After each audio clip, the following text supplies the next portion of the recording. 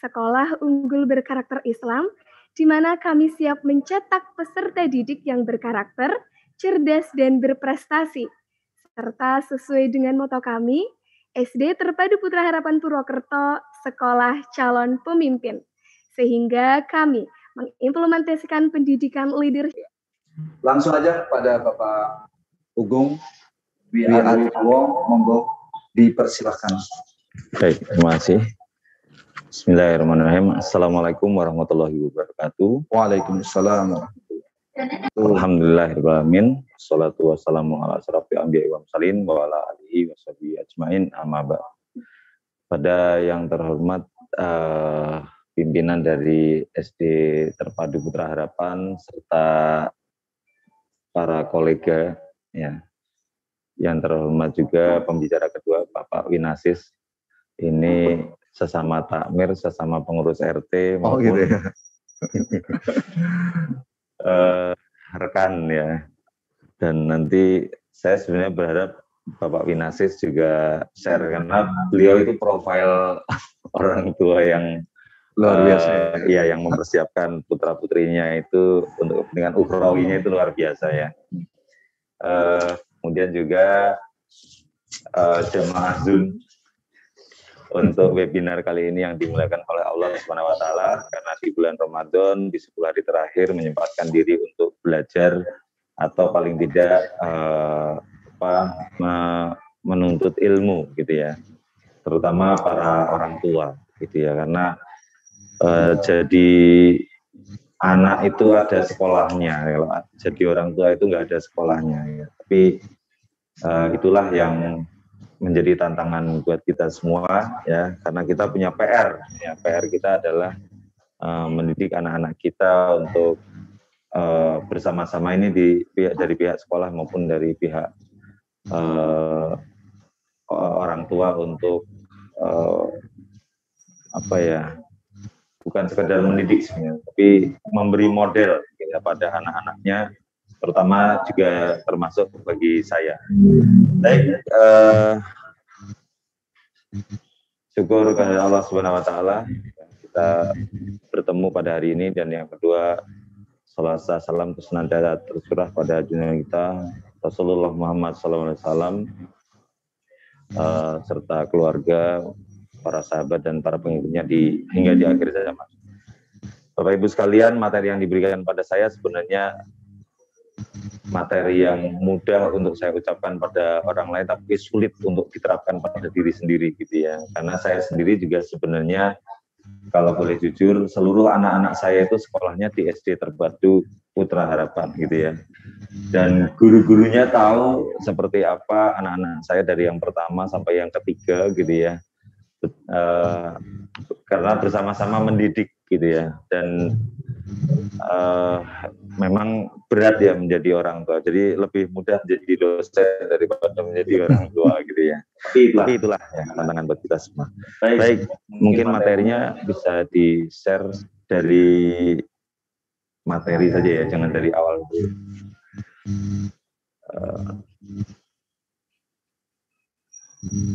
Yang PowerPoint ya, yang PowerPoint ya. Yang PDF nanti dibagikan saja. Bentar Pak, PowerPoint belum tak kasihkan Pak. Oke. Baik, sambil menunggu saya share ke Ustazah Mela atau sudah nih? Ada. Ya. Baik, Bapak Ibu sekalian, kita memulai materi ini dengan dimulai dari diri sendiri ya. Kenapa? Karena Bismillahirrahmanirrahim. Ya ayyuhalladzina amanu taqullaha wa alaikum naro wa quduhan wal hijarah. Jadi hai orang-orang yang beriman, ya selamatkan dirimu dan keluargamu dari api neraka. Ya, yang terbuat dari manusia dan batu-batu di neraka yang panas itu. Jadi kita menyelamatkan diri dan keluarga kita, itu betapa pentingnya diri dan keluarga kita. Baik, di sini berarti saya memulai dari diri sendiri dulu gitu ya, sebelum ke keluarga. Maka materi saya bagi 3. Pertama adalah tentang orang tua, ya terutama saya di sini saya tambahi judulnya yaitu orang tua milenial, karena hasil survei pada anak-anak SD atau peserta didik SD yang sekarang, ternyata orang tuanya kelahirannya adalah di antara sekitar tahun 78 sampai 95. Ya. Artinya apa? Artinya ini disebut generasi Y atau generasi milenial. Ya. Dan ini berbeda dengan saya yang kebetulan saya kelahiran 77, jadi saya generasi X ya. Mungkin juga Pak Minasis kita generasi X ya Pak Minasis. Jadi auranya juga beda gitu ya, auranya juga beda. Kemudian setelah generasi Y tadi yang kelahiran 78 atau kelahiran 80 sampai 95 lah ya untuk kita paskan ya. Kemudian generasi berikutnya adalah generasi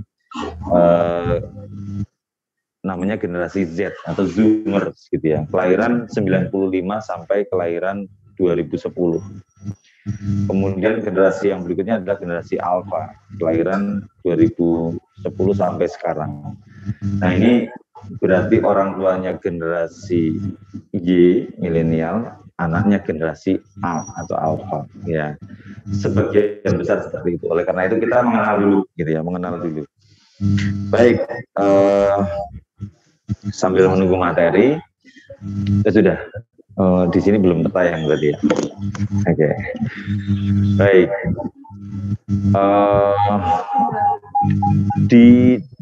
Di generasi yang saya tadi sebutkan gitu ya, di generasi-generasi yang ada, kita punya tantangan ternyata. Kita punya tantangan karena apa? Karena generasi pembagian itu adalah karena proses perkembangan teknologi ya. Jadi dibuat oleh Mike and Chair ya di Australia, kemudian berkembang di Australia. Nah di sini teori ini kemudian dipakai seakan-akan oleh seluruh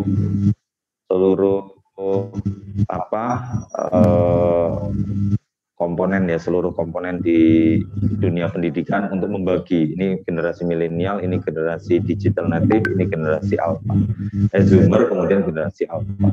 Nah jadi seperti itu. Pertama kita tentang ortu milenial ya. Yang kedua materi saya tentang anak hebat untuk masa depan ukhrawi, dan yang ketiga anak hebat untuk masa depan duniawi. Jadi tiga hal ini ya nanti akan dilengkapi oleh rekan saya Ustadz Minasis untuk menjelaskan lebih lanjut bagaimana untuk anak hebat untuk masa depan ukhrawi, karena beliau adalah seorang ustadz gitu ya. Baik, yang pertama ortu milenial ya. Kita bahas kenapa ortu milenial. Karena ortu milenial ini sangat akrab dengan gadget ya. Saat ini terlibat aktif dengan dunia digital. Bahkan saat ini ketika orang tua dan peserta seminar atau webinar ini mengikuti acara ini, otomatis sudah menjadi ortu milenial ya, karena kan menggunakan gadget gitu ya.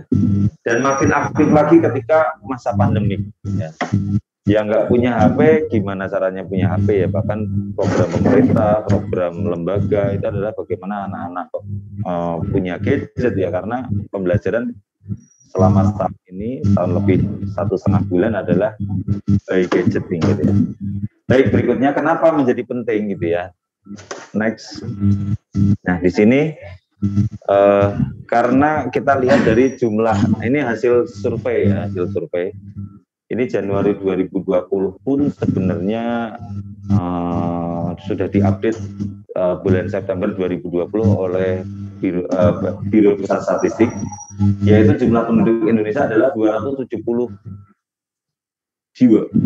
juta jiwa ya, 270 juta jiwa itu jumlah penduduk Indonesia. Kemudian ternyata nomor telepon yang terkoneksi ya, yang terdaftar itu adalah 338 juta. Ya, jadi penduduknya 270 juta, nomor telepon yang terdaftar adalah 338 juta. Gitu ya. Artinya apa? Artinya berapa? Kalau ada 100 penduduk, ada 125 nomor HP gitu ya. Jadi bisa dibayangkan itu ya. Kemudian yang terkoneksi internet adalah 175 juta. Ya. Jadi 270 juta yang terkoneksi internet 175 juta gitu ya. Dan pengguna sosial media adalah 160 juta gitu ya. Itu termasuk saya mungkin ya, dan putra-putri Bapak Ibu sekalian gitu ya. Dan juga ustazah mungkin dan juga ustadz gitu ya.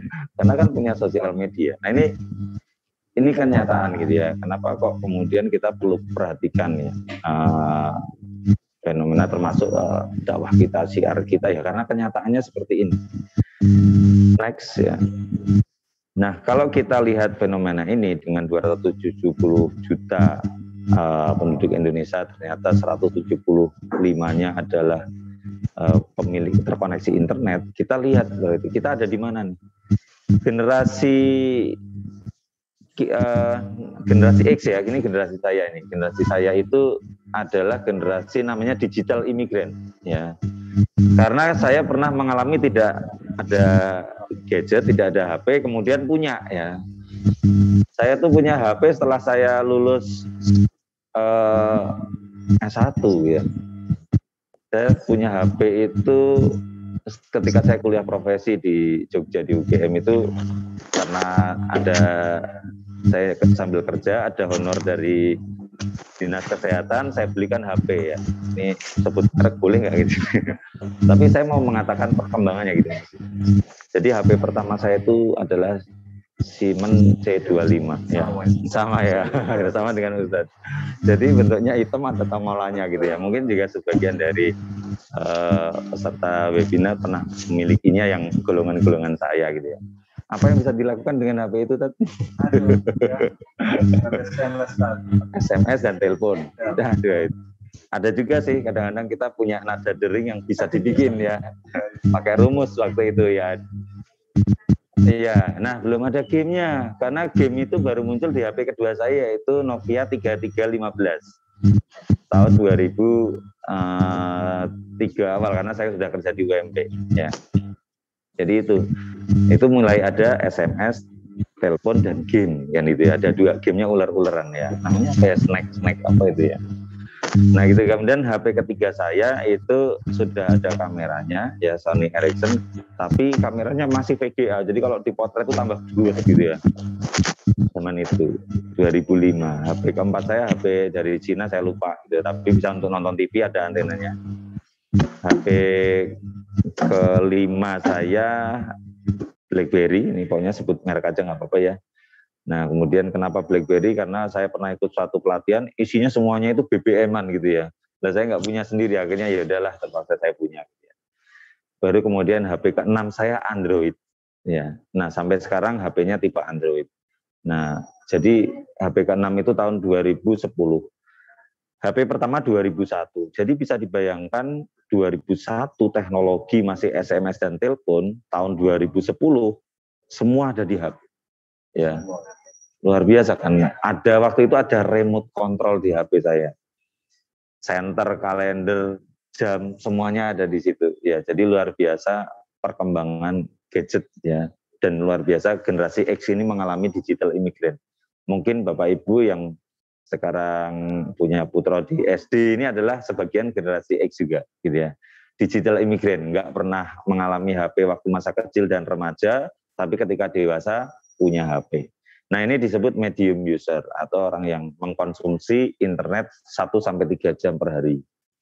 Nah generasi berikutnya, generasi kelahiran tahun 80 ke atas itu namanya internet generation. Ya, karena memang mereka disebut heavy user karena menggunakan internet itu 4-6 jam per hari atau konsumen internetnya gitu ya. Nah, kemudian yang generasi berikutnya namanya generasi Z. Ini kelahiran 95 sampai tahun 2010. Disebut addicted user. Nah, addicted user. Jadi generasi itu saja sudah disebut addicted ya. Yang sekarang ini SMP, SMA, kuliah dan sedang mencari kerja. Kira-kira di usia rentang itu, atau bekerja tapi di awal-awal gitu ya, atau mungkin juga menikah tapi di awal pernikahan. Ini disebut addicted user atau disebut mobile generation. Jadi generasi Z ini, anak-anak kita itu ada di generasi A. Kalau di sini sudah disebut addicted user gitu ya, anak kita maka disebut permanent addicted user gitu ya. Karena mau nggak mau akan bersama dengan gadget gitu ya untuk kehidupannya ke depan gitu ya. Nyatanya sekarang pembelajaran sudah mau nggak mau menggunakan gadget. Nah itu, ini adalah posisi kita. Jadi orang tua milenial itu disebut internet generation pasca digital immigration. Next berikutnya. Nah, kita menarik kalau kita bicara generasi ini ya. Jadi jumlahnya di Indonesia itu kalau milenial dan generasi Z dijumlahkan itu jumlahnya sekitar 55% dari jumlah penduduk Indonesia. Jadi itu ya. Jadi ini penting buat kita tahu bahwa ini adalah disebut juga bonus demografis ya, usia-usia produktif di usia ini. Nah, anak-anak kita masih 29% ya, yang masih SD dan TK dan PAUD dan termasuk masih batita itu 29%. Next ya.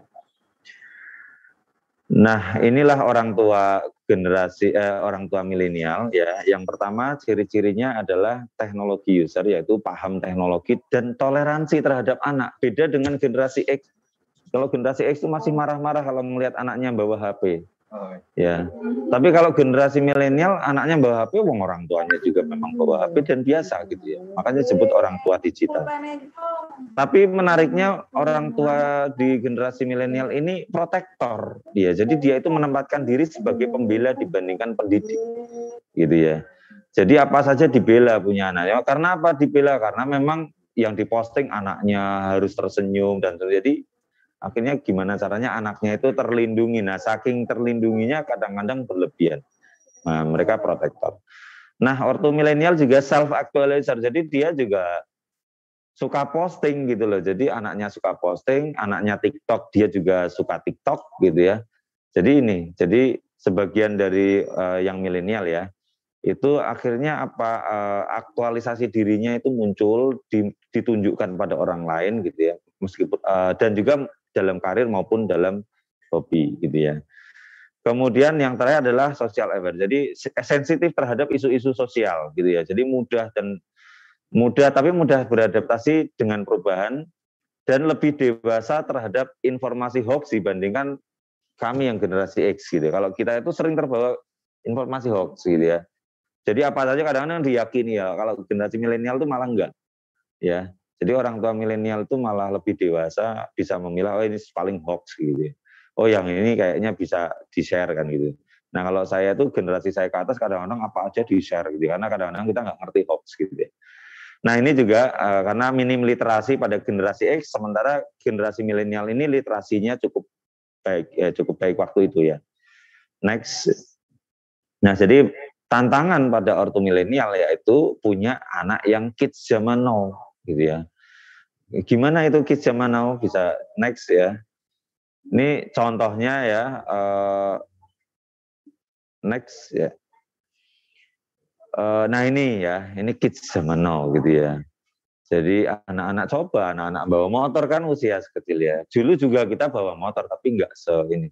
Kemudian bikin konten. Wah, anak sekarang itu bikin konten taruh di YouTube ya, taruh di sosial media mereka. Nah, yang paling banyak anehnya kalau di survei itu 70% wanita. Ya, pria itu kalau bikin konten malah nggak banyak ya. Nah, ini perhatian buat kita semua. Anak saya kebetulan perempuan juga. Nah, jadi terutama yang gerakannya nari-nari itu gitu ya. Jadi kalau yang ting-ting itu kan sering itu ya. Nah, ini gerakannya seperti itu. Ini adalah kids zaman now kan itu. Berikutnya lagi. Nah, ya. Nah, ini juga status mereka contohnya ya ini. Besok jemput Agi ya sayang. Kita jalan ke Tugu Siantan buat kita yang lihat kemesraan kami tak usah sirik. Ini status mereka gitu ya. Jadi naik sepeda motornya juga masih harus pakai dingle gitu ya. tapi ya statusnya ya keren kan gitu ya. Baik, next. Nah ini orang tua milenial punya tantangan ini. Nah tantangan yang lain ya seperti inilah ya. Jadi ya seperti inilah. Baik, saya tidak sebut tapi memang ini fenomena yang kalau tidak dididik agama, kalau tidak dididik tentang akhlak ya, dan juga norma-norma ketimuran maupun terkait dengan agama ya berat gitu ya. Next ya. Nah, jadi itu orang tua milenial, gambaran dan tantangannya. Nah, untuk itu penting bagi kita ya, karena apa?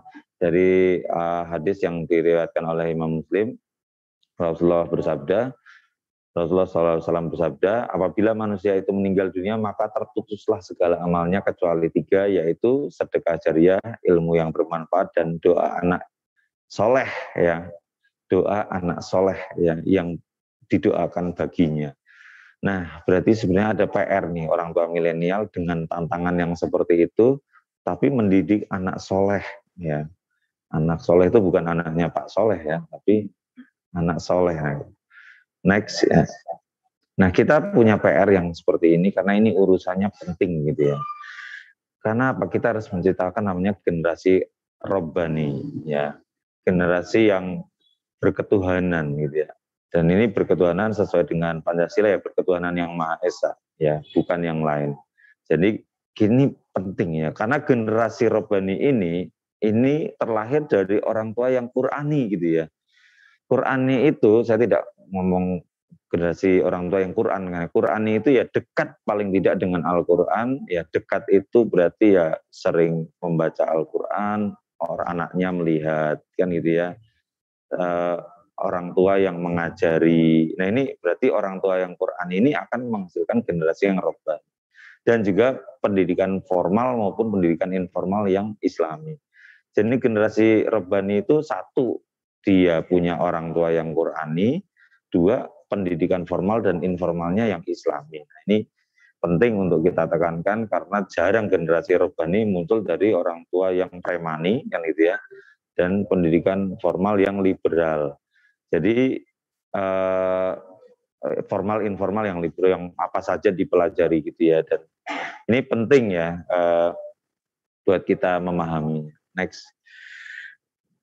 Nah, anak hebat untuk masa depan ukhrawi itu yang pertama adalah bagaimana kita mendengar dengan sangat antusias terhadap mereka dan merespon terhadap keunggulan-keunggulan mereka. Jadi anak-anak ini dari surat Yusuf ya, saya tidak memanggil Ustadz gitu ya.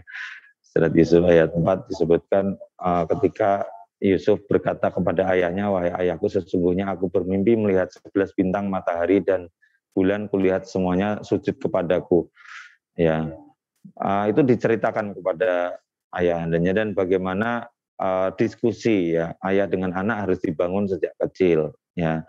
Dan ini yang paling bagus adalah dengan saling memandang matanya, kan gitu ya. Kalau laki-laki dengan memegang pundaknya, kalau perempuan dengan membelai rambutnya atau memegang tangannya. Nah ini mendengarkan apa yang ada pada diri mereka. Nah dalam rumus quantum teaching itu kan jadikan diri kita menjadi dunia mereka, baru kita bawa dunia mereka ke apa yang kita inginkan. Itu kan quantum teaching ya.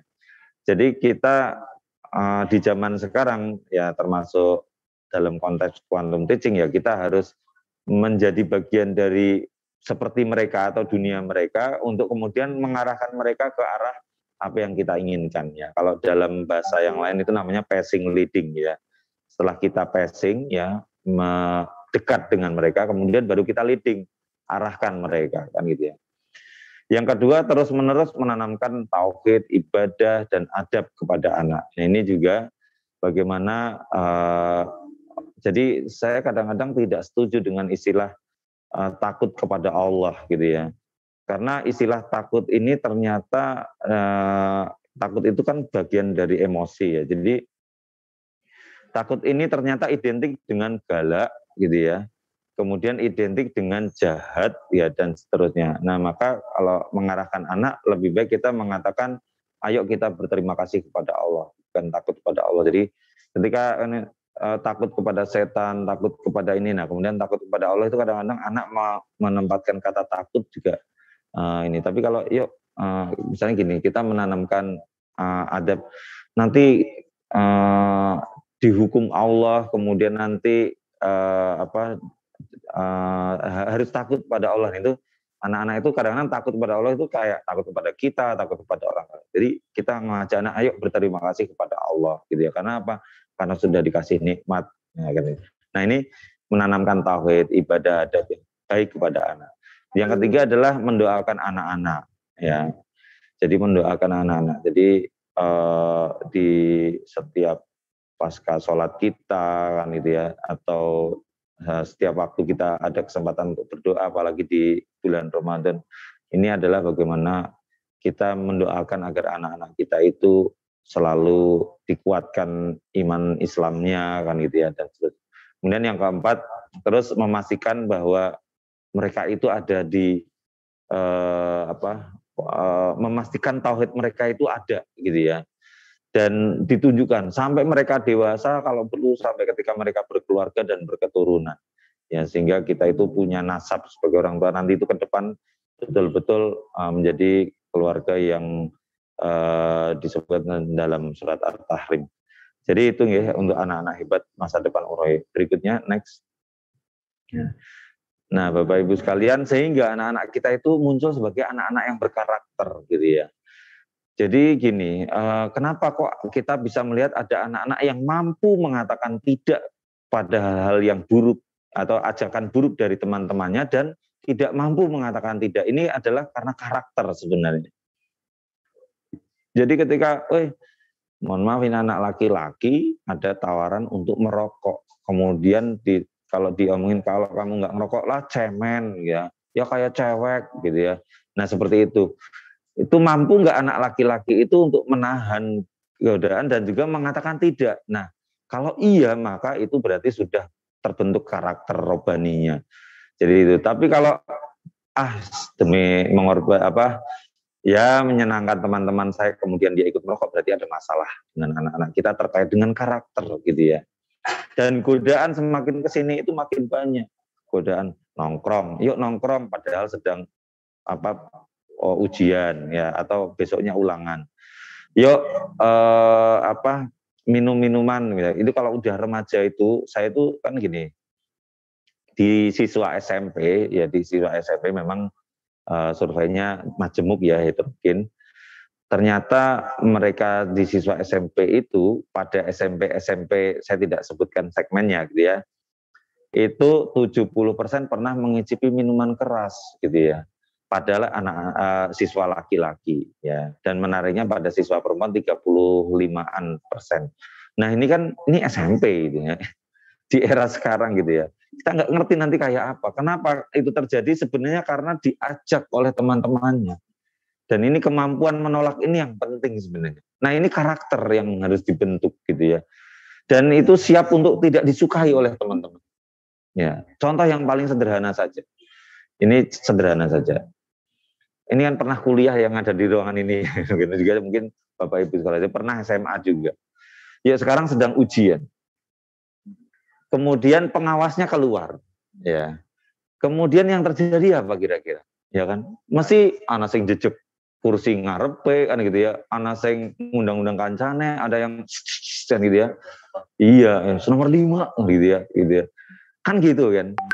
Nah, ketika ada siswa yang mengatakan aku ngerjakan dewe lah ya. Terus aku dikira Allah, kira-kira gimana? Teman-temannya gimana gitu ya? Akan melabel apa pada siswa yang seperti ini? Ya, mungkin akan disebut sok suci, sok pinter gitu ya. Nah, tapi siap nggak dia dengan label itu? Tapi kan gitu ya. Dan kita tanya yang salah yang mana? Ya. Yang salah yang nyontek atau yang tidak nyontek? Kan gitu. Nah, ini PR buat kita kalau anak-anak kita berkarakter, ya dia akan siap dengan mengatakan sorry ya, aku mau mengerjakan sendiri ya. Aku mau jujur. Tapi siap nggak dia tidak disukai oleh kebanyakan teman-teman kan gitu ya. Nah ini yang penting gitu ya. karena mungkin beda cerita, tapi saya terdidik di sekolah yang memang seperti itu. Jadi saya tuh jadi awal-awal dulu saya tuh saya di salah satu SMA yang kalau ujian itu bukunya diginikan ini, ditutup-tutupi semuanya gitu ya. Kebetulan sekolah saya itu yang muslim hanya 11. Ya. Di kelas saya yang muslim 11. Jadi kita itu karena majemuk agamanya kadang-kadang juga, dan memang rata-rata sebagian teman-teman saya mungkin juga terdidik dari agamanya juga kuat gitu. Jadi kita akhirnya semua terbentuk selama 3 tahun SMA. Tapi saya ketika kuliah saya jadi heran gitu ngelihat begitu banyak orang dengan mudahnya nyontekan gitu ya. Nah ini contoh saja ya.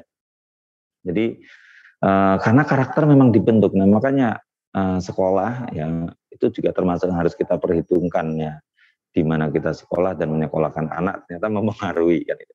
Nah termasuk karakter Bapak Ibu, dan ingat bahwa lingkungan primer anak adalah keluarga ya.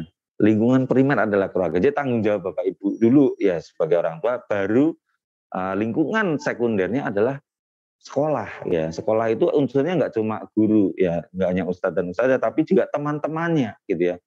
Gitu. Nah, penting buat kita juga secara komunal di pertetanggaan juga seperti itu, saling mengingatkan. Nah, karena apa, Bapak Ibu sekalian? Ibaratnya ada sebuah cerita itu tentang lomba jagung hibrid di Amerika, di Kanada kalau nggak salah. Jadi pembuatan jagung yang hibrida, yang besar-besar dan sehat gitu ya. Nah, setelah dilombakan ternyata yang menang satu jenis jagung gitu ya. Kemudian ketika ditanya sama wartawan gitu, ini kenapa jagung Anda sangat bagus kualitasnya, kemudian jumlahnya juga banyak dan tidak seakan-akan tidak ada hama sama sekali gitu. Sementara jagung yang lain meskipun sedikit tetap terkontaminasi hama. Ternyata petani itu mengatakan bahwa karena saya selain memberi pupuk dan bibit yang baik pada sawah saya juga memberi pupuk dan bibit yang sama terhadap tanaman jagung di sekitar kebun saya gitu ya. Dan saya juga ikut menjaga sawah mereka gitu ya. Sehingga sawah mereka saya jamin tidak berhama gitu. Dengan ketika saya ikut menjamin sawah di sekitar kebun jagung saya itu tidak berhama, maka saya bisa menjamin bahwa jagung saya juga tidak berhama. Jadi ini penting buat kita semua, ternyata membentuk anak karakter itu nggak boleh egois. Batasnya bukan pagar rumah kita. Tapi kita pun harus ikut mendidik orang di sekitar kita, di sekolah. Makanya kalau kita menyekolahkan anak di tempat yang tepat, kemudian kita hidup juga kalau bisa di lingkungan yang tepat kan gitu ya. Karena ini pengaruh gitu ya. Jadi itu buat Bapak Ibu sekalian, bentuk anak karakter itu ya dimulai dari lingkungan keluarga, lingkungan sekolah sebagai lingkungan sekunder, dan lingkungan antara sekolah dan keluarga. Nah ini juga ikut mempengaruhi ya. Kadang-kadang di keluarga kelihatan alim, di sekolah kelihatan alim, ternyata lingkungan antaranya ini ya, ternyata salah nongkrong, salah berteman, dan next ya. Jadi itu PR buat kita semua. Yang ketiga, nah ini juga penting ya. Jadi setelah urawi saya baik, biasanya dunia dan akhirat. Nah ini saya akhirat dulu tadi ya, baru dunia. Kenapa? Karena itu saya tekankan lebih penting. Nah, karena kalau akhirat terbawa, dunia ke bawah. Nah, di yang ketiga ini adalah bagaimana kita menghadapi tantangan generasi alfa pada anak-anak kita yang masih SD ini ya, sehingga mereka siap menerima tongkat estafet bangsa ini. Ya, kenapa? Karena Bapak Ibu sekalian, nanti di peringatan 1 abad kemerdekaan Republik Indonesia tahun 2045, anak-anak kita yang sekarang SD inilah yang sedang memegang tampuk kepemimpinan. Ya, sekolah ini kan visinya kan menciptakan pemimpin masa depan atau sekolah calon pemimpin kan gitu ya. Nanti di tahun 2045, usia saya waktu itu hampir 70 tahun ya. Anak-anak yang sekarang SD ini kira-kira umurnya 30-an tahun. Nah, mereka yang sedang memegang gitu. Startup ya ke depan itu anak-anak kita yang masih SD ini. Ya, kemudian mungkin anggota DPR, kemudian pejabat publik, kemudian orang-orang yang mengambil kebijakan ya anak-anak kita ini. Maka kita harus betul-betul mendidik anak kita yang sekarang, karena nanti di ya? 1 abad kemerdekaan Republik Indonesia mereka lah yang memegang tongkat estafet kepemimpinan bangsa ini. Next. Nah, tapi di tahun 2045 itu seperti apa? Nah, ini kalau ini saya bilang generasi-generasi ini, sampai sekarang bahkan teori tentang generasi alfa itu belum diketahui. Ya, ini kan saya ambil dari web resminya. Jadi generasi baby boomer ada ciri-cirinya, generasi X ada ciri-cirinya, generasi milenial ada ciri-cirinya, Z ada cirinya. Generasi alfa sampai sekarang belum diketahui. Karena apa? Satu, pasca pandemik ini kita nggak ngerti seperti apa. Dan bahkan panjangnya pandemik ini, kalau ada yang mengatakan 1 tahun, 2 tahun, kalau saya kebetulan ketua gugus tugas COVID HIMSI Jawa Tengah ya, jadi kita sering diskusi. Dampaknya 5 tahun paling enggak ya, dari 2020 ke 2025 ya. Setelah urusan vaksin selesai, apakah selesai? Tidak ya. Herd immunity lebih dipercaya ya, lebih dipercaya, dan vaksin itu dengan vaksin yang ada sekarang dan perkembangan virus itu sendiri sepertinya tidak akan selesai gitu. Tapi ini ekonomi akan berdampak dan pendidikan pun berdampak gitu ya. Jadi kita akan menjumpai hal yang berbeda antara 2019 sebelum pandemi dan 2026 pasca pandemi. Jadi itu. Baik, kita lihat sekarang dari referensi yang ada dulu, generasi alfa seperti apa. Next ya. Yang pertama adalah dia adiksi teknologi ya, karena dia itu udah jelas-jelas app friendly generation. Apapun yang muncul dia akan download ya. Aplikasi yang sedang tren dia, brand apapun dia cepat nangkep gitu ya. Yang kedua, kurang interaksi sosial. Ini juga penting. Jadi dia interaksi bahkan dengan teman sekelasnya. Ini saya punya mahasiswa yang sekarang semester 2 yang belum pernah ketemu dengan teman-temannya ya. Kan kita mahasiswa 240 gitu. Ya, satu angkatannya. Mereka belum pernah ketemu dengan teman-temannya, ya ketemunya di Zoom doang. Gitu ya. Nah, ini kan mereka bagaimana mereka bisa berinteraksi ya. Kalau kita zaman dulu zaman masa-masa kuliah gitu. Sama dengan yang kelas 1 SMA yang dari pondok. Yang sampai sekarang masih belum masuk pondok gitu ya. Ada gitu ya. Jadi ini kenyataan ya. Jadi belum bisa berinteraksi tapi mereka sudah punya media sosial dan mereka masih berteman dengan teman-teman masa lalunya ya. Jadi yang sekarang udah SMA itu masih banyak yang berkawan dengan teman-teman SMP-nya gitu ya. Yang sekarang kuliah ini masih banyak berkawan dengan teman SMA-nya gitu ya. Karena mereka memang lebih akrab secara fisik dengan teman-temannya yang kemarin. Next. Berikutnya lagi adalah generasi alfa nanti. Mereka itu obses ya. Mereka itu punya obsesi ya. Jadi cenderung brand new minded. Jadi selalu yang terbaru. Jadi gini ya, nanti setelah generasi TikTok nanti ada lagi ya akan ada dan seterusnya ya. Jadi yang kemarin yang tren tahun 2017 itu sudah ditinggal, yang tren 2018 sudah ditinggal. Jadi terus akan ada sesuatu yang baru dan seterusnya gitu ya. Dan akan sangat toleran terhadap perbedaan maupun perubahan. Beda dengan kita yang kalau udah di zona nyaman senangnya kayak kia ya kia gitu. Jadi kalau kita ini sampai sekarang masih di dunia Zoom kan. Kalau saya ngikuti beberapa ini, saya pernah ngisi kemarin untuk Universitas Teknologi Malaysia, itu mereka bilang kita tidak familiar dengan Zoom. Mereka mintanya Webex. Ya saya terpaksa download kan gitu ya. Dan saya akhirnya mengisi acara mereka dengan Webex ya. Ya akhirnya saya juga belajar sesuatu yang baru. Nah tapi kan sesuatu yang aneh gitu ya. Sama dengan di Indonesia saat ini yang paling tren adalah Instagram ya kan. Tapi di Amerika sono tetap Facebook nomor 1. Nah ini ada hal yang kita kita ini ya. Jadi kita siap dengan perubahan gitu ya. Generasi alfa itu lebih cepat banget dengan perubahan. Next. Kemudian yang terakhir generasi alfa itu multitasking ya. Jadi mereka disebut fast switcher. Jadi habis belajar, bermain, sholat, kemudian bermain game, setelah itu bermain dengan teman, belajar lagi itu cepet gitu. Kalau kita kan butuh waktu, ya dan pusing ya habis belajar terus butuh waktu lah, leren stila gitu ya.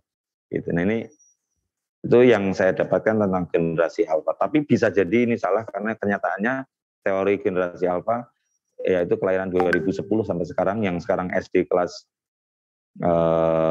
berapa? Berarti yang usia 11 tahun ya, kelas 1 sampai kelas 5 itu generasi alfa ya. Baik, itu ya, kenyataannya anak-anak kita ada di situ, maka apa yang harus kita siapkan next? Nah, ini kenyataan juga ya, kita di tahun 2025 akan ada 2 miliar generasi alfa di dunia. Ya. Next ya. Nah, ini saya mau cerita tentang barang yang saya pegang ini ya. Jadi salah satu yang sedang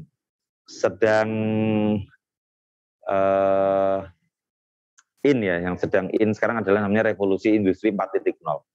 Ya, apakah kita sudah ada di revolusi industri 4.0? Kayaknya sudah ya. Tapi mungkin tidak. Jadi dicirikan 5 kan di generasi revolusi industri 4.0.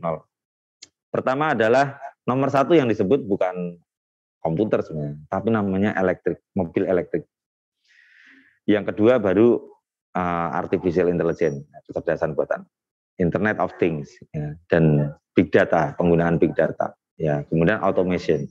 Nah, dari 5 ciri ini sebenarnya yang nomor 1 disebutkan itu adalah mobil elektrik, ya. Dari kalau kita baca literatur revolusi industri 4.0.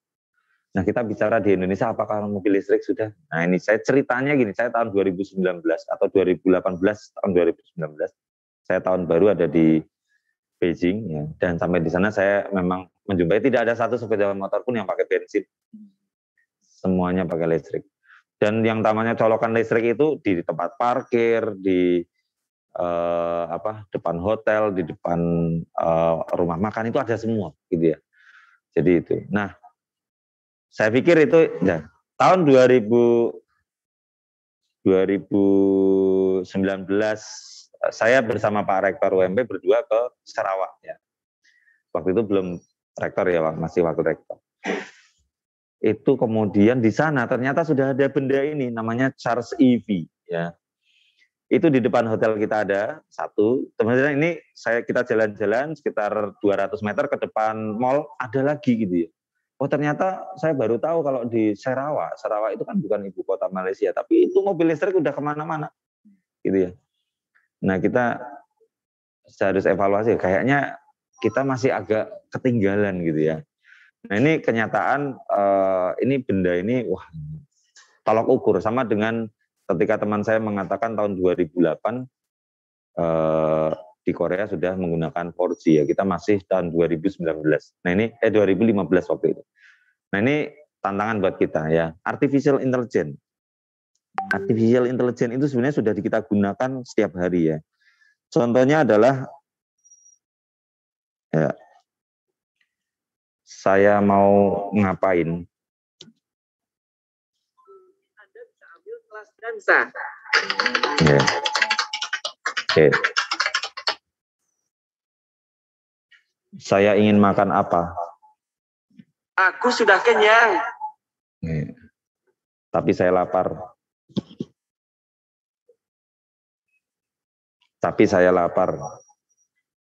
Saya bisa carikan jasa pengantaran makanan buat Anda. Tanya saja. Oke. Nah, Google Assistant yang Bapak Ibu, anak-anak Bapak Ibu pakai ini sudah artificial ini kecerdasan buatan namanya, artificial intelligence.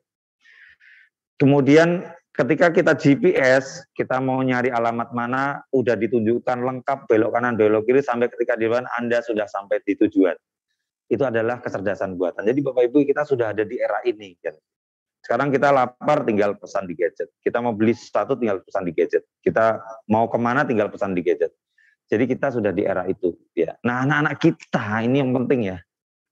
Anak-anak kita akan lebih dari yang sekarang. Ini yang harus kita siapkan. Ya, next. Itu adalah konsep revolusi industri 4.0 ya. Mungkin di next 3 kali mungkin biar. Oke, ya. Nah, sekarang kita bicara namanya peradaban 5.0 ya. Peradaban 1.0 itu ketika ada masa berburu. Itu peradaban masih nomaden, orang-orang masih. Peradaban 2.0 ketika orang mulai bercocok tanam ya. Yaitu ketika masa era berkebun ya, sudah tidak nomaden lagi, menetap pada satu tempat. Society atau peradaban 3.0 ada ketika mulai muncul industri. Peradaban 4.0 adalah ketika mulai muncul komputer. Nah, sekarang kita ada di peradaban 5.0. Anak-anak kita akan hidup dengan 3 hal itu tadi, ya. Big data, kecerdasan buatan, ya, dan Internet of Things. Dan semuanya ini kita akan bersama-sama menjalani. Nanti di tahun 2030 kita akan seperti itu, sama dengan kita kaget kok sekarang eranya sudah. Apakah ini tidak bisa diprediksi? Loh, sangat bisa diprediksi, ya. Mungkin saya dan beberapa ustadz dan ustadzah tahu ketika zaman dulu tahun 94 saya ingat sekali, saya ketua panitia Isra Mi'raj. Saya mau bikin tema untuk acara di remaja masjid itu, tema pengajiannya saya mau bikin tema, nggak boleh, pokoknya menurut mereka itu harus menggunakan kata ini dalam rangka menghadapi era globalisasi. Masih ingat nggak? Kita waktu itu kan semua tema harus tentang itu. Iya, di era-era orde baru, ya, di era-era akhir orde baru itu selalu temanya diminta, waktu itu Menteri Penerangannya namanya Pak Harmoko. Pokoknya tema yang dibuat adalah selalu dalam rangka menghadapi globalisasi, kan gitu.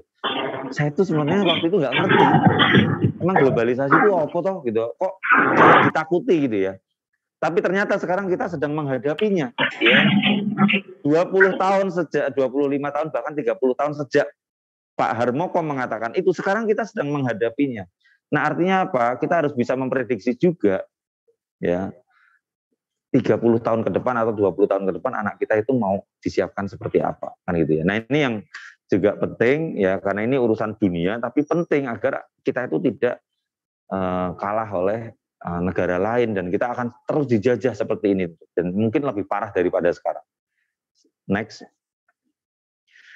Jadi kalau mengacu pada Naseweb, ini mungkin kita lewati saja, ya. Ada beberapa skill yang harus dimiliki oleh anak-anak kita, ya. Kalau di sini kan ada kemampuan problem solving, kemampuan bekerja dalam tim. Ini memang survei. Jadi ini kan survei dilakukan oleh NACE, ya. Satu lembaga di Amerika yang menjadi acuan para HRD sedunia untuk mencari SDM. Jadi kalau saya nyari SDM itu pertama kali, atau 91,2% HRD sedunia itu mencari orang itu yang memiliki kemampuan problem solving skill. Ya, ini dulu. Nomor 2, 86% HRD sedunia itu nyari orang yang bisa bekerja dalam tim. 80% HRD sedunia itu nyari orang yang punya etika yang kuat. Nah, gitu. Ini harus menjadi perhatian juga. Jadi surveinya, materinya saya share ke peserta lewat panitia. Kemudian next, di klik saja mungkin, ya. Nah, ini yang titipan teman saya tapi penting. Jadi 10 hal yang harus kita siapkan pada generasi kita agar mereka menjadi pemenang di tahun 2030 tahun ke atas. Ya, ini menurut Bapak Seta Wicaksana. Yang pertama adalah employee well-being. Jadi anak-anak kita itu merasa well-being dulu, merasa sejahtera dulu, nyaman dengan dirinya dulu, bekerja sesuai dengan passion-nya dulu. Dia itu betul-betul menjadi diri. Kenapa? Ke depan orang tidak bisa maju dengan cepat, atau energi dia jangan sampai terkuras antara dia itu bekerja tidak sesuai dengan passion dia, misalnya gitu. Itu setengah energinya akan habis, ya, maka dia akan terlibas oleh kompetitor. Yang nomor 2, harus punya learning culture, ya, harus punya budaya belajar, ya, dan budaya belajar kita sekarang agak buruk dengan banyaknya artikel-artikel atau hal-hal yang memang tidak bisa dipertanggungjawabkan. Nah, learning culture-nya itu membaca, gitu ya. Tapi literasi pada anak-anak kita sebenarnya sudah lebih baik dibandingkan yang era di atasnya, ya. Generasi Alpha itu lebih baik daripada generasi Z sebenarnya nanti. Kemudian nomor 3, memahami keragaman dan kebersamaan, ya. Jadi sekarang itu orang namanya hidup di era global. Global itu apa sih? Global itu dari kata globe itu loh, yang di sini ada nggak globe ini kelasnya di sebelah, ya. Nah, ada kan globe kan. Globe itu kan berarti apa? Seluruh dunia itu bisa kita lihat, ya. Dengan sekali putar kita bisa melihat. Nah, ini namanya globe. Nah, era global itu adalah kita sudah tidak ada batasan antar negara, tidak ada batasan antar benua. Kita bisa terhubung. Ya, saya masih bisa ngontak teman-teman saya kuliah S2 yang dari Korea dan dari Uganda tuh meskipun sambil WA, mereka nggak familiar dengan WhatsApp ya, mereka familiar dengan Messenger malah Facebook gitu ya. Jadi kita pakai Messenger gitu ya, kontak-kontak dengan teman-teman saya yang ada di luar negeri malah itu. Nah ini ragam, kita tidak bisa memaksakan ini, tapi kita harus pelajari bahwa akan ragam gitu ya.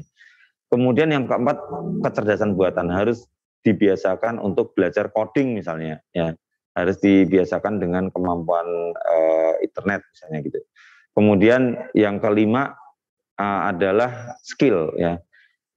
Nah, skill ini yang dimaksud sebenarnya adalah keterampilan-keterampilan yang salah satu yang penting adalah bahasa. Jadi kalau sekarang di Singapura itu kemarin, mereka itu sampai tahun 2015 mereka itu wajib punya bahasa 3. Tapi mulai tahun 2016 mereka itu punya bahasa 4. Kan aneh itu. Kenapa kok 4 itu? Karena kalau pengen menaklukkan negara lain ya pahami bahasanya. Nah, kita belajar dari Muhammad Fatih ya. Muhammad Fatih itu ketika menaklukkan Konstantinopel, dia itu paham 7 bahasa atau 5 bahasa utama. Dia paham bahasa Persia, paham bahasa Romawi, paham bahasa Turki, paham bahasa Arab, dan bahasa Konstantinopel. Jadi dia ketika dia mau menaklukkan Konstantinopel, dia pelajari bahasanya. Nah kan ini. Baru dia taklukkan ya. Memungkinkan dia taklukkan ya, bagaimanapun mungkin menaklukkan yang kita nggak ngerti ya, dia cara bicaranya gimana ya, budayanya seperti apa. Nah ini penting juga buat kita untuk kalau kita ingin menaklukkan negara yang ingin kita lawan ya, kita pahami bahasanya gitu ya, jangan kemudian kita justru tidak pahami bahasa. Nah jadi bahasa Arab itu bahasa ibu ya, bahasa Arab, bahasa Indonesia dan bahasa Arab wajib ya, ini urusan dunia dan akhirat. Satu lagi bahasa asing silahkan antara Inggris atau apapun gitu ya. Dan mungkin juga kalau ingin yang keempat ini adalah negara yang ingin kita tuju atau negara sebagai karir atau negara yang ingin kita kuasai. Ya itu. Jadi itu mungkin bisa kita perhatikan tentang generasi kita ke depan. Yang keenam, employee experience. Jadi pengalaman dia untuk mengeksplorasi banyak hal ya, sehingga dia punya pengalaman untuk berkarir maupun bekerja gitu ya.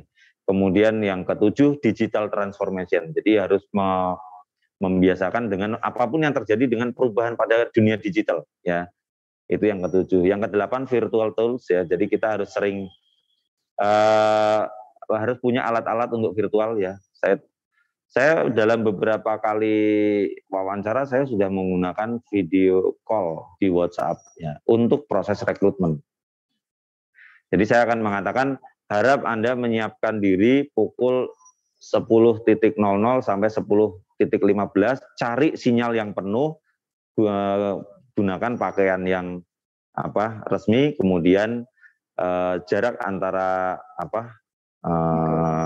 gadget ya, antara gadget dengan dirinya adalah sekitar 1,8 meter. Nah ini jadi sekitar segini nih. Jadi itu untuk saya bisa mengerti untuk front office ya. Front office itu untuk posisi teller, sekretaris, customer service 1,8. Tapi kalau untuk posisi managerial supervisor saya cukup minta sekitar 75 cm. Jadi segini. Karena kalau saya nyari supervisor kan saya nggak butuh perform dia. Tapi kalau saya mencari front office yang sekretaris dan itu harus agak jauh. Karena saya pengen lihat bagaimana cara dia bicara dan seterusnya. Nah, ini virtual tools. Jadi sekarang saya nyari untuk psikotes saja sudah seperti itu gitu ya. Apalagi ke depan gitu ya. Kemudian yang ke-9, people analytics. Jadi kita tahu apa yang terjadi dengan gejala situasi sosial ya. Sehingga kita jangan sampai nggak tahu apa yang terjadi di luar negeri sana. Untuk kita tahu apa yang harus kita lakukan, terutama yang terkait dengan apa yang kita jadikan pijakan. Terakhir adalah remote workplace. Jadi biasakan kita itu memang bekerja entah dimanapun selama ada sinyal. Ya, ke depan kantor itu jadi nggak. Saya juga bingung ya nih, mahasiswa saya itu kita habis bangun gedung 10 lantai tapi belum terpakai. Dan ke depan ya termasuk Muhammadiyah kemarin sudah membuat namanya Muhammadiyah Cyber University. Jadi UT-nya Muhammadiyah ya, karena ke depan kita tahu sekolah memang tidak harus luring ya. Jadi ke depan kuliah sampai lulus ya bisa daring gitu ya. Jadi ini kesadaran saja buat kita ke depan akan remote workplace. Orang punya usaha nggak punya kantor, yang penting punya web atau malah punya aplikasi. Ya kalau ditanya Gojek atau Grab itu siapa kan itu? Gojek dan Grab itu ya web, bukan web, aplikasi. Ya. Jadi mereka itu hanya modal 3 divisi, divisi IT, divisi SDM, dan divisi marketing. Dan itu doang. Itu ibaratnya dikelola oleh 3 laptop ya. Marketing dan akuntansi itu 1 laptop. Operasional IT 1 laptop untuk bermitra dengan banyak pengemudi Gojek dan Grab gitu ya. Kemudian 1 laptop untuk pengelolaan SDM-nya. Dah selesai. 3 laptop saja untuk mengelola sekitar 1.800.000 pengemudi Gojek ya, se-Indonesia. Jadi bisa dibayangkan itu hanya dari 3 laptop berarti hanya dioperasionalkan 3 orang saja mungkin cukup. Dan dia tidak perlu punya kantor ya, di Purwokerto nggak ada kantornya. Kan gitu ya. Jadi ini yang harus kita sadari, ke depan kita akan remote workplace ya. Jadi ke depan kita akan bisa belajar di mana saja, tidak perlu terpanjang waktu. Dan saya tidak sepakat dengan istilah work from home memang. Gitu ya. Karena home itu adalah tempat kita istirahat. Gitu ya. Jadi kalau istilah teman saya work from shuttle. Jadi memang sediakan tempat kita untuk bekerja di rumah gitu ya. Atau di kantor atau bahkan di jalan gitu ya. Jadi kita bisa bekerja di mana saja. Jadi mungkin itu tentang mempersiapkan anak-anak kita untuk urusan duniawi ya. Tapi juga jangan lupa yang tadi yang pertama sebelum bicara duniawi kita persiapkan juga secara ukhrawi gitu ya. Baik, terima kasih. Materi saya nanti bisa di-share yang PDF di seluruh peserta. Jazakallah khairan khairan atas kesempatannya. Terima kasih. Kami sampaikan kepada Bapak yang luar biasa sekali sudah menyampaikan banyak hal yang tentunya sangat bermanfaat untuk kita semuanya. Silakan Bapak Ibu sekalian yang mau bertanya ya, menanyakan. Oh ya, sudah ada pertanyaan nih Pak di Zoom yang saya bacakan ya. Iya. Ya, dari Bunda siapa nih? Ima Kurniati.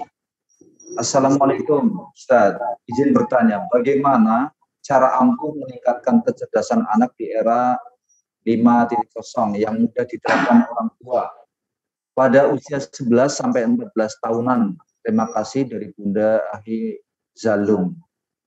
Ini Ahi Zalum ya, dari siswa SD Harapan. Cara ampuh meningkatkan kecerdasan. Oke, kecerdasan ya. Jadi kalau kecerdasan mungkin kecerdasan itu saya tadi ya ada yang terlupa tentang kecerdasan emosi. Baik, kita bicara kecerdasan. Kecerdasan itu dalam teori psikologi, kalau dalam konteks kecerdasan holistik itu ada 5 kecerdasan. Ya. Yang pertama adalah kecerdasan fisik. Ya. Emang fisik ada kecerdasan? Iya, karena orang yang cerdas fisik itu beda. Jadi kecerdasan fisik itu cukup ditingkatkan dengan membentuk 3 pola. Ya. Pertama adalah pola makan. Bapak Ibu sekalian, penting untuk kita mengelola makanan anak-anak kita. Ya. Makanannya yang pertama adalah halal, yang kedua thayyib. Yang halal itu artinya apa? Jadi halal itu artinya tidak haram. Halal itu tidak haram. Haram itu adalah karena 3 hal ya, karena sifatnya, karena cara mendapatkannya, karena cara mengolahnya kan gitu, secara umum seperti itu kan. Jadi usahakan rezeki kita halal untuk masuk ke badan kita dan seluruh anggota keluarga kita halal, itu penting untuk jasad kita, untuk jasmani kita, untuk fisik kita kan gitu ya. Nah, yang kedua thayyib. Nah, ini halal thayyib. Thayyib ini juga penting. Kenapa generasi anak-anak kita disebut generasi micin? Jelas ya, anak-anak kita itu makannya micin sebenarnya. Ayo, makanan apa yang Bapak Ibu beli di gerai toko kecil itu? Yang warnanya oranye, ada rasa keju, ada rasa jagung bakar gitu. Coba itu ya, itu kan semuanya produk namanya rekayasa pangan. Saya punya kakak yang dia juga berkecimpung di rekayasa pangan. Kalau udah rekayasa pangan, Bapak Ibu sekalian, kenapa makanan itu dengan kemasan yang bagus dijual dengan harga yang murah? Karena semuanya itu direkayasa, gimana caranya harga ditekan, bahan bakunya ditekan agar harganya murah dan sampai ke konsumen dengan harga murah juga, dan mereka tetap mendapatkan keuntungan yang besar. Ya, satu-satunya cara adalah menggunakan rekayasa pangan, dan dari dalam rekayasa pangan itu yang penting adalah salah satunya adalah merasa enak. Salah satu yang paling banyak adalah MSG, memang micin, gitu ya. Pengawet, pemanis, ya, kemudian micin atau penyedap rasa. Nah, ini 3 hal yang kemudian hati-hati ya anak-anak kita. Kenapa disering disebut generasi micin? Karena kayaknya nggak usah jauh-jauh deh, yuk Ustadz, ya pernah makan mie ayam? Pernah. Ya sering ya. Iya. Berapa micinnya? Aduh, nggak tahu tuh. Ada yang setengah sendok teh, ada yang 1 sendok obat gitu ya. Ketika nasi goreng pernah Ustadz? Iya. Berapa micinnya? Ya. Itu yang ngambil tuh kadang-kadang sebut gitu loh. Itu bayangkan kalau terjadi pada diri kita. Makanya sekarang banyak orang kena cancer itu sebenarnya kita nggak perlu kaget. Nah, kita selamatkan anak-anak kita, dikurangi lah ya. Boleh makan tapi dikurangi. Pola makan ya. Halal, toyib. Jadi makanannya juga toyib. Ya, hindari dikurangi. Makan yang berminyak, kolesterol ya dikurangi. Boleh, tapi jangan setiap hari. Itu ya. Pola makan. Yang kedua, pola istirahat. Tidur itu kalau usia produktif itu sekitar 7-6 jam sehari ya. Kalau masih anak-anak di bawah masih SD itu masih 8 jam sehari oke lah. Tapi kelas 5 ke atas kalau bisa sudah dibiasakan 7-6 jam sehari. Kemudian yang terakhir pola olahraga. Halo ya, anak-anak kita selama di work from home olahraga nggak ini? Ya, berjemur nggak? Ini penting juga. 3 pola ini untuk kecerdasan jasmani namanya, kecerdasan fisik. Yang kedua adalah kecerdasan intelektual. Caranya ya cuma 2. Ya. Kecerdasan intelektual itu yang pertama selalu belajar hal yang baru, yang kedua selalu belajar yang update. Dan belajar adalah dijadikan budaya. Ya, belajar itu budaya. Jadi kalau nggak belajar rasanya gimana gitu. Nah ini diusahakan seperti itu. Kemudian itu intelektual ya. Yang ketiga adalah kecerdasan emosional. Kecerdasan emosional. Emosi itu kalau dalam teorinya ada 5. Angry, sad, happy, kemudian afraid, satu lagi shy. Jadi takut, sedih, marah, senang ya. Itu semuanya emosi ya. Dan itu harus dikelola ya. Jadi betul-betul dikelola. Gimana caranya mengelola emosi itu? Dikelola dengan dia dimulai dengan mengenali diri dan mengenali bagaimana dia emosi itu dimunculkan gitu ya. Jadi jangan sampai termasuk dibiasakan sehat untuk memiliki tempat bercerita misalnya gitu ya. Karena orang yang tidak punya tempat bercerita itu salah satu yang tidak sehat emosi. Tidak cerdas juga secara emosi karena dia akhirnya apa? Pada waktu-waktu tertentu akhirnya emosi itu kayak meledak gitu ya. Dan itu kita tidak bisa tebak kapan waktunya gitu ya. Makanya ada misalnya bahkan sedih misalnya sedih itu juga kecerdasan emosi. Kemudian yang keempat namanya kecerdasan adversity ya. Ya kecerdasan adversity itu adalah orang dibagi menjadi 3. Quitter, camper, climber. Ya secara umum quitter itu orang yang nggak mau susah, yang nggak mau mengambil risiko, nyari yang gampang-gampang saja. Yang kedua camper itu ya nyari yang ya dicari tapi sak nemune gitu ya. Atau yang climber kalau dia punya keinginan dia selalu ingin mencapai keinginannya gitu, dan itu diperkuat dibentuk gitu ya. Jadi orang tuh kalau istilah kita namanya need of achievement ya, keinginan berprestasinya itu dibentuk. Jadi ya kecerdasan pertama tadi kecerdasan physical, kecerdasan kedua adalah kecerdasan intelektual, yang ketiga kecerdasan emosional, yang keempat kecerdasan adversity, dan yang terakhir adalah kecerdasan spiritual. Nah, kecerdasan spiritual ini penting karena ini juga terkait dengan keagamaan dan seterusnya nih, untuk agar orang itu misalnya bisa mengambil hikmah gitu ya dari semua yang dia dapatkan atau dia alami gitu ya. Kemudian hidupnya itu tidak seperti perbuatan yang sia-sia dan seterusnya. Nah ini ada teorinya ya, dan semuanya teori ini dari barat ya, tapi bisa kita sesuaikan. Jadi 5 kecerdasan agar anak-anak bisa hidup di meningkatkan ya kecerdasan anak-anak. Nah, kita bicara kecerdasan di dalam psikologi, kecerdasan ada 5 ya tadi: kecerdasan fisikal, kecerdasan intelektual, kecerdasan emosional, kecerdasan adversity, dan kecerdasan spiritual. Nanti searching sendiri di internet bisa, tapi 5 kecerdasan ini mungkin kita bangun dari anak-anak kita sejak kecil gitu ya. Monggo. Iya, itu tadi jawaban beliau. Sebenarnya banyak pertanyaan, Dad. Ya, saya percepat ya berarti. Ya, saya coba baca lagi satu pertanyaan. Oke, gitu. Mau tanya, saya adalah orang tua generasi X, berarti generasi kayak kita ya, Dad ya? Iya, orang tua kita lahir sebelum tahun 80. Iya, 80 ya. Zaman TVRI lah ya. Ya. Yang punya anak generasi Z dan Alpha bertanya, bagaimana cara komunikasi yang efektif supaya apa yang kita inginkan, yang saya inginkan itu terhadap anak-anak bisa tercapai kelak. Nah, kemudian pertanyaan yang kedua, saya baca postingan di grup WA bahwa ada anak SD yang pindah sekolah ke Amerika dan dapat tugas nulis sesuatu dalam bahasa Inggris, dan menurut bapaknya itu suatu tugas yang simpel tapi dapat nilai A. Nah, sang bapak ini takut nanti anaknya bakal ngegampangin suatu jawaban. Beda dengan dengan saya yang barangkali ketika memberikan nilai itu mantan pelit lah gimana Ustaz. Mau ngasih 100 misalnya, wah kayak atlet kayak gitu misalnya. Terus ini saya jadi tertarik dengan ini apa yang generasi Alpha. Anak saya kebetulan ada ini yang generasi Alpha ya Ustaz. Jadi ketika mengerjakan tugas, loh nggak pernah tanya ke saya Pak. Jadi tahu-tahu dia memang searching di yang tadi aplikasi yang kecerdasan buatan itu. Jadi jawabannya kayaknya 100 terus, pokoknya mungkin 90 ke atas, terus nggak pernah yang di bawah karena ini. Karena pakai tuna ini ketergantungan itu membahayakan apa malah bermanfaat ketika memang butuh apa udah nggak perlu tanya ke ustadznya tapi langsung tanya di itu. Nah, monggo Pak. Ya, silakan jawab. Pertanyaannya adalah, pentingkah kita tahu dulu ya, waktu kecil kan kita tahu ibu kota. Ya. Penting nggak sih tahu? Ya, penting kayaknya. Ya, dulu itu kita itu punya namanya buku RPU. Iya. L ya. RPUL kan. Itu wajib punya. Itu ya. Karena di situ ada nama-nama sungai di seluruh dunia. Iya. Ada nama-nama gunung di Jawa Tengah, gunung di Indonesia. Kita harus punya gitu.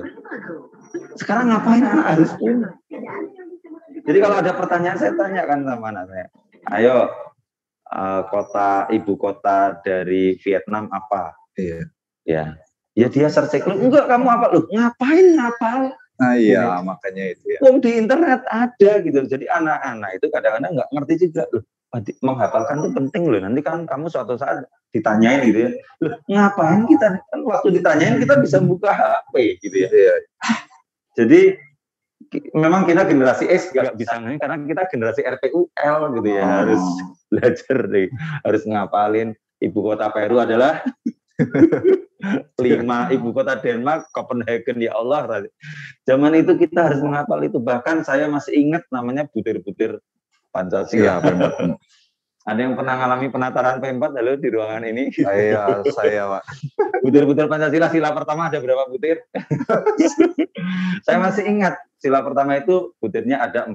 Ya. Sila kedua ada 8. Ya. Sila ketiga itu 5. Sila keempat 7. Sila kelima itu tuh 12. Bayangkan, saking apalnya saya jadi. Itu generasi kita. Generasi sekarang ngapal butir-butir Pancasila. Udah searching aja di internet. Jadi memang pendidikan sekarang dan juga mungkin juga harus kita, dengan adanya gadget, sebenarnya kita sudah mempermudah. Jadi kalau kita mau belajar tartil, kita buka aja di sini. Gitu ya. Kalau kita tinggal milih tuh imam siapa deh yang mau kita ambil kan itu ya. Apa mau Sudais gitu ya. Ya udah Imam Sudais kita dengerin, oh gini ya, kita tirukan ya, tinggal kan sebenarnya ini media gitu ya. Jadi sebenarnya kita juga ada media tapi memang kita harus, orang tua tetap harus mendampingi karena di sini ini juga banyak namanya imparting value apa ya? Imparting itu penanaman. Jadi kita nggak ngerti nih siapa yang mau menanamkan dari sini ini orang punya niat baik atau buruk. Bisa jadi misalnya ya kalau kita mau berpikir buruk, Israel mau mengubah isi Al-Quran kemudian ini kan bisa gitu ya. Nah, makanya kita harus penting tahu ini yang membuat siapa, kemudian bentuknya seperti apa dan seterusnya, sehingga kita juga harus belajar. Tapi kembali tadi, memang kalau kita di dunia akademik memang sedang dalam perubahan gitu ya, dan tidak semua siap ya. Sekarang kita sedang mengenal istilah namanya merdeka belajar. Tapi sebenarnya juga saya nggak sepakat kalau merdeka belajar adalah jor kelawar gitu ya. Jor kelawar itu apa sih? Sakarmu gitu ya. Bukan itu. Jadi merdeka belajar itu harus ditangkap secara bahwa kita belajar dengan cara yaitu sesuai yang kemampuan kita, potensi kita, dengan sesuai dengan apa yang kita tuju gitu ya. Nah, pengembangan karakter harus tetap ada di situ, kejujuran harus tetap ada di situ, apresiasi terhadap hasil kerja ada di situ. Nah, selama ini mungkin ya ini harus kita perlahan-lahan ya. Nanti pembelajaran itu nilainya tidak sekedar A atau B atau C ya, tapi bagaimana A tapi dia melaksanakan. Ya itu. Itu yang penting. Ya, cara komunikasinya ini, Pak. Nah, cara komunikasi yang efektif, yang diinginkan. Oke. Ya. Cara komunikasi, kalau kita dalam satu keluarga itu, kalau saya orang psikologi masih menggunakan bahwa komunikasi itu sebisa mungkin tetap satu ya. Ini ada ustazahnya anak saya yang kelas 1 SD nggak ya? Ada nggak? Iya, kelas 1 ya. Masih ingat nggak anak saya dulu itu, waduh, jangan luar biasa. Iya, ini saya nggak tahu anak saya nonton nggak ya. Gitu. Wah itu ini, tapi yang kami tanamkan adalah saya pegang tangannya, saya tatap matanya, sampai dia menatap mata saya, baru saya ngomong, gitu ya. Itu perubahannya kelas 1, kelas 2 SD baru kelihatan. Jadi butuh waktu TK akhir, kelas 1, kelas 2. Karena kan dulu kan diagnosanya kan overaktif ya. Jadi overaktif itu di bawah hiperaktif, di atas aktif. Jadi akhirnya gitu, saya pegang tangannya, saya tatap matanya, baru ketika dia menatap mata saya, baru saya ngomong apa yang ingin saya sampaikan. Gitu ya. Terus sampai kelas 2 itu mulai ada perubahan, betul-betul kita itu berkomunikasi hanya ketika mata kita bertatapan, gitu ya. Nah, coba ini salah satu yang saya alami dan mungkin juga bisa dilakukan oleh Bapak Ibu. Kalau kita mau menanamkan sesuatu pada anak kita, tatap matanya, gitu ya. Yang kedua, mungkin ini antara pelukan, belayan di kepala, ciuman di dahi itu tetap penting ya. Pada anak laki-laki pastinya adalah dipegang pundaknya ya, buat Bapak Ibu yang punya anak laki sering-sering di pundak. Nih, sambil ngasih pesan itu sambil penting. Yang anak perempuan pegang tangannya, belai rambutnya, kecup dahinya. Itu ya di bahasa kita namanya titik-titik kritis. Ini juga bisa dilakukan pada suami dan istri ya, kayak gitu ya. Coba kalau pada suami itu coba istri pegangi pundaknya suami kemudian pijeti, wah itu suami akan ya lakukan apa yang diinginkan kan gitu ya. Bahkan kalau suami sambil ya, ini parenting ya, ini ibu-ibu yang di rumah, suami pulang dari kantor dan sedang duduk, pijeti itu, pegang pundaknya pijeti gitu, sambil bilang ya, Pak capek ya, iya gitu ya. Terus enak Bu, terus kan ya dipijeti aja, terus Pak aku mau cerita, iya mesti didengerin ya. Tadi HP ku jatuh Pak gitu ya. Nah, terus gitu ya. Terus saya lihat di toko ada yang HP murah, harganya bagus. HP bagus, harganya murah gitu ya. Terus harganya sekian, gimana Pak? Ya wes, mesti dikasih gitu ya. Selama pijet pundaknya dipijetin gitu ya. Karena titik lemahnya suami di situ gitu ya. Anak laki-laki juga gitu ya. Nah, untuk yang perempuan dipegang tangannya, dibelai rambutnya, dikecup dahinya, itu adalah titik-titik yang ini penting juga. Artinya ketika kita ingin dekat dengan anak, lakukan itu gitu ya. Jadi laki-laki dengan perempuan ada perbedaan, tapi menatap mata penting. Kemudian juga mensejajarkan tubuh. Kalau anak sedang duduk, kita ngomongnya duduk. Kalau anak berdiri, kita ngomongnya berdiri. Nah, ini juga penting ya. Itu cara berkomunikasi yang efektif agar imparting value-nya dapat namanya. Jadi menanamkan nilai-nilainya itu dapat. Dan yang paling penting bagi kita adalah kita ngomong sesuatu, tapi kita juga melakukannya. Yang berat adalah kalau kita ngomong, kita nggak melakukan. Itu yang paling berat. Mungkin itu dari saya. Ya, demikian jawaban dari beliau. Mohon maaf pada Bapak Ibu sekalian yang sudah chat menanyakan ya, belum bisa beliau jawab semuanya. Kemudian nanti masih ada sesi testimoni ya Pak. Tapi ya nanti kita juga akan mengundang pemateri yang kedua